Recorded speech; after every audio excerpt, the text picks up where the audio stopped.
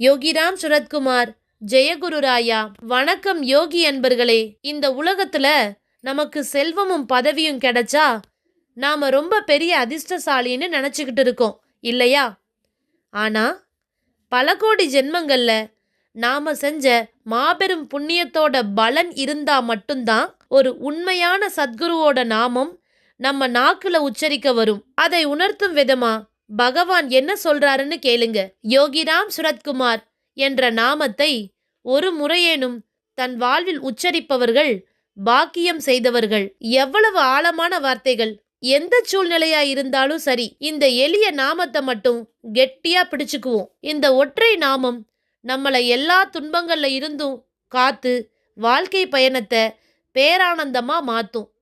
மாபெரும் பெரிய பொக்கிஷம். இந்த திவ்ய நாமத்தை மறக்காம சொல்லி அவர் அருள் பெறுவோம். யோகிராம் சுரத்குமார், யோகிராம் சுரத்குமார், யோகிராம் சுரத்குமார், ஜெயகுரு ராயா.